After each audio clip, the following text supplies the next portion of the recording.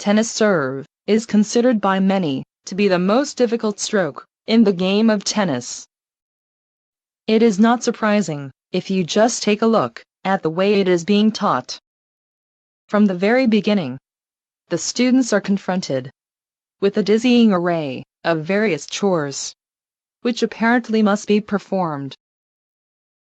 Squatting down, loading the back foot, tossing the ball, assuming the trophy position, reaching up, coiling, uncoiling, pronating, supinating, snapping the wrist, and the list goes on. A piece of advice to all those who want to excel at tennis: before buying into any such to-do list as the roadmap to the promised land, and obediently taking everything that it contains for gospel truth, it would be a good idea to take a critical look at it. Try to examine how do all these recipes come into being, and what exactly they are based on. And if you do, one thing becomes clear right from the start. There is nothing even remotely scientific about the methodology by which these various teachings or systems are cooked up. All of them are based on a compilation of completely arbitrary visual observations of the striking action of some star players. These rather superficial observations are limited mainly to positions and postures which the model player exhibits at various stages of the stroke.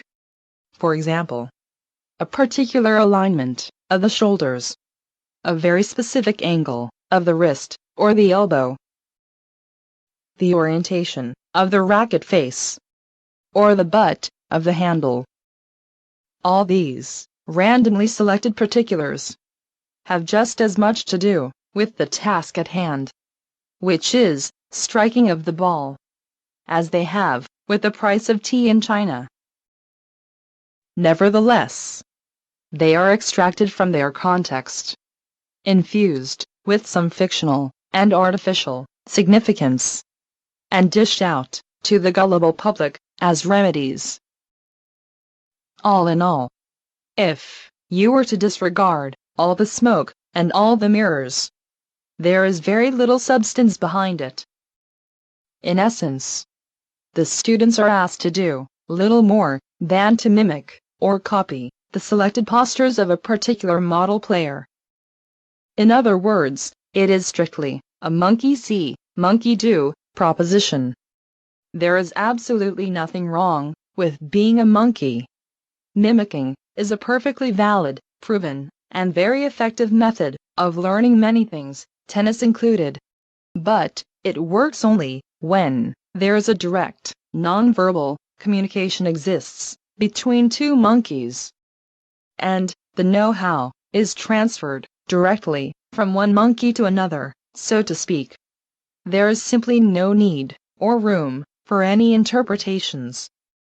It is no longer mimicking when you have an additional monkey in the middle, who is charging by the hour for telling you what you can see and then what you can do. It is a completely different business model. The relevance of what these coaching monkeys choose to observe and then focus on is very questionable. The logic by which they justify their conclusions is simply dubious.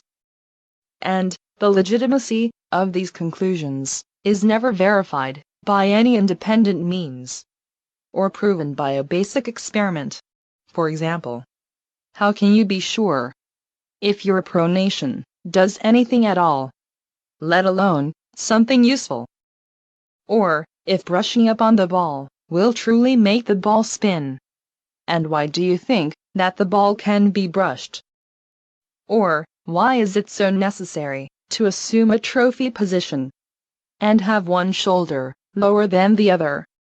You can go down the list and question each and every one of these familiar assertions. Don't expect to get a single reasonable answer. You are expected to believe and simply take their word for it.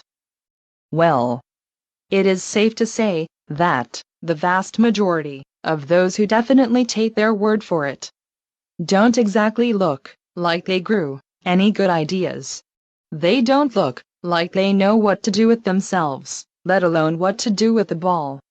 When they are serving, the professional ranks are full of players who are so confused, so clueless, that in their desperation, they simply throw everything at the ball but the kitchen sink, hoping that something will stick. And as a rule, something always does. But sadly, these somewhat grotesque and highly complicated circus productions, which seem to throw all caution to the wind, along with the common sense, will always be limited in their output, simply by the laws of physics, if nothing else, to a stunning number of double faults, and less than a half of the first serves going in.